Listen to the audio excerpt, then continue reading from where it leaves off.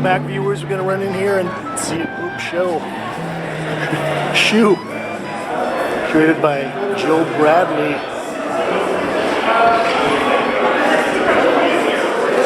It's like a Bob Thompson painting. Well, I have no idea what to expect. I'm walking into this cold. I don't have a guide. That's a Joan Brown. Oh, it's a Lester Johnson painting.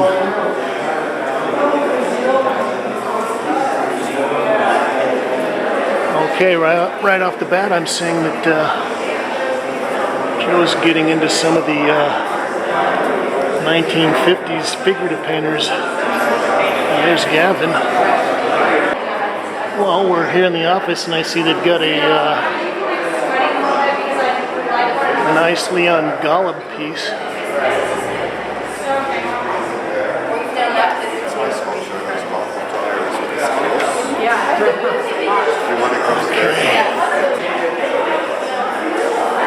Oh, this is a painting by Bob Thompson from 1964, and it's titled "The Dentist."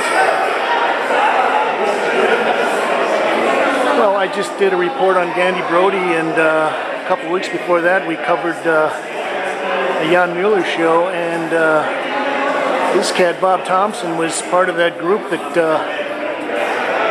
came to New York in the early mid-50s and sort of challenged the hegemony of the abstract expressionists. So this is a nice selection of drawings by Tolly Kupferberg. You know the band, the Fugs? The Fugs?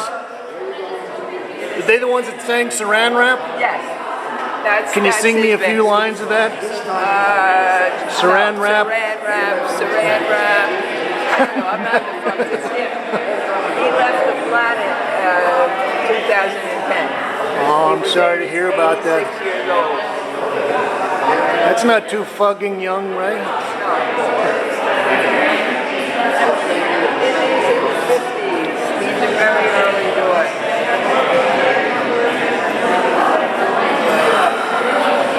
I like this one. Every hero becomes a bore at last.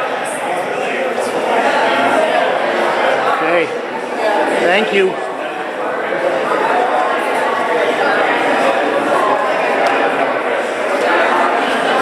Drawing by Joan Brown, titled "The Opening," 1975.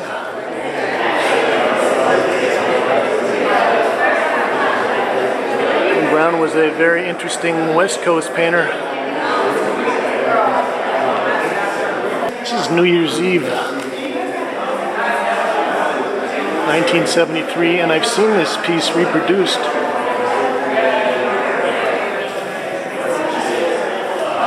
But I've never seen it in person. This is enamel on canvas. And kind of nice to see how rugged this thing is.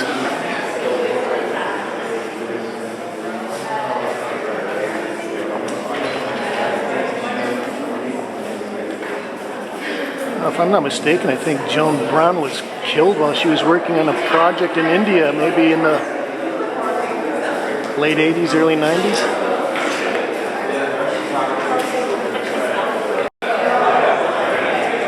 This is Lester Johnson, titled "After a Painting by Dewar." And I've always been a big fan of Lester Johnson. I think he passed away a couple of years ago. But people make a big deal out of Philip Guston, sort of switching from abstraction back to figuration, but I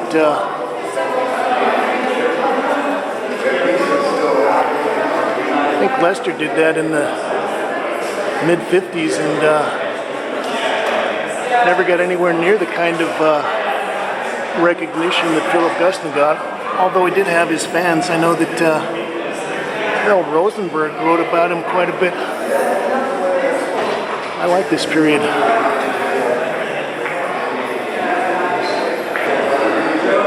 actually saw this piece and walked right by it. I didn't notice it, but this is titled Bus Stop Lady by Dwayne Hansen. I don't think most people notice her.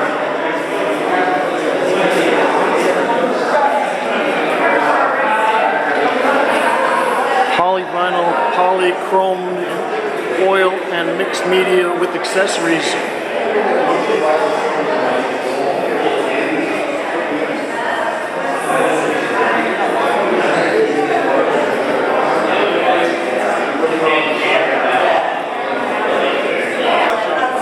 Well, this piece is by Dan Colen, Untitled 2012. And it's listed as dirt on canvas. Looks like we've got some kind of a tank and an old door. Orange juice press. Vespa windshield.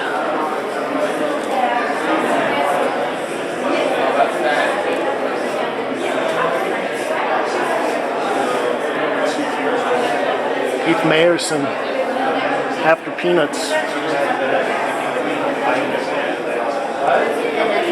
Oil on canvas, 38 by 28 inches.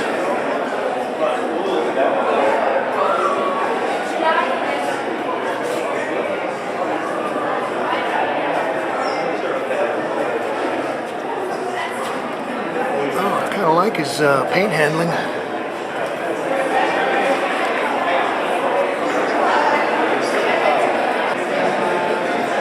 A series of lithographs by Wiltshire.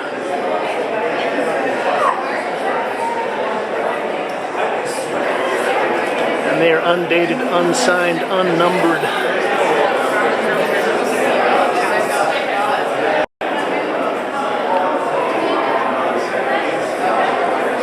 Well, there are some puppets from the Bread and Puppets Theater Company.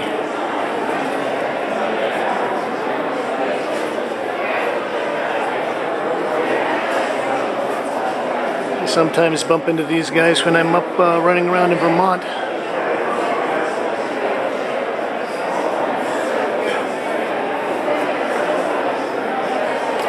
And I think these are paper mache and fabric.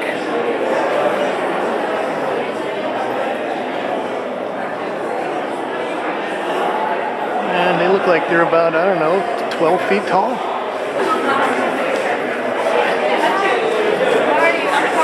Well, we'll run into the back room and wrap up here. This is actually a painting by Robert Smithson.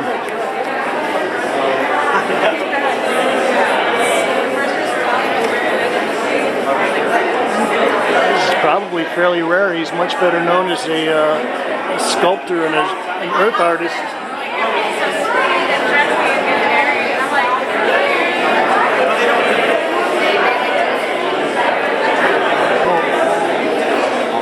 This is a nice ceramic sculpture by the great kind of California funk artist Robert Aronson. This is a homage to Philip Guston.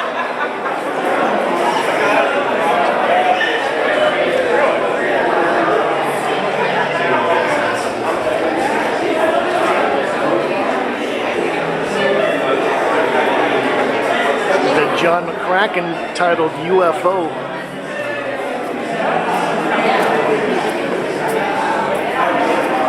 (92 1/8 by 22 by 7.5). That's got a beautiful surface on there.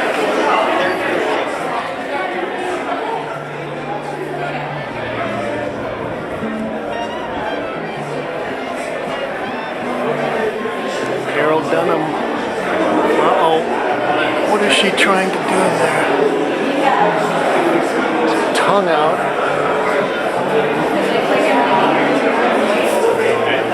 It's titled Square Mule.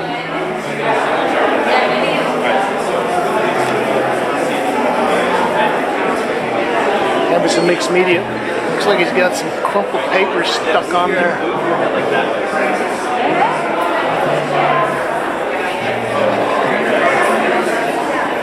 This is a piece by Jason Fox.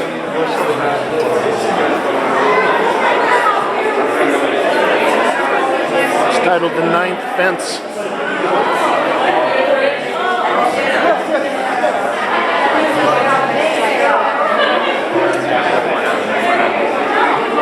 Acrylic on canvas, 82 by 52 inches.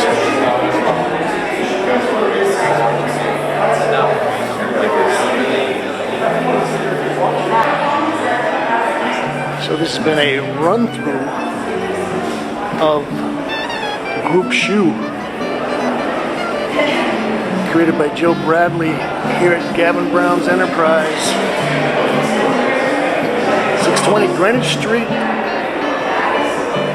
at the bottom of the West Village. Thank you, Kate.